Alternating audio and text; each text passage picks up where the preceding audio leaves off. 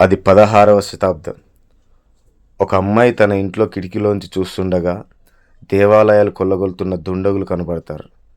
అప్పుడు తన తండ్రి దగ్గరికి వెళ్ళి, నాన్న మనం ఏం చేయలేము, వాళ్ళని ఆపలేమా, మన సంస్కృతిని సాంప్రదాయాలను కొల్లగొడుతున్నారని అడుగుతుంది. ఇప్పుడు మనం ఏం చేయలేం తల్లి, దురాక్రమదారుల పాలనలో ఉన్నాం మనం అంటాడు. అలాగే కొన్ని రోజుల తర్వాత తనకి పెళ్ళి అవుతుంది. అప్పుడు అదే సిచ్యువేషన్ మళ్ళీ ఎదురవుతుంది. అప్పుడు తన భర్తని కూడా అడుగుతుంది అలాగే. తన భర్త కూడా మనం ఇప్పుడు ఏం చేయలేము, మొఘలాయుల సామ్రాజ్యంలో ఉన్నాం, మనం ఆక్రమదారుల పాలనలో ఉన్నామంటాడు.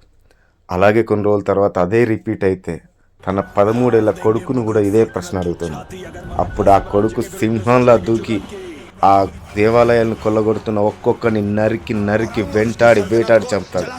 ఆయనే ఛత్రపతి శివాజీ మహారాజ్, శివాజీ రాజే భోస్లే. ఆ తల్లే జిజియాబాయి.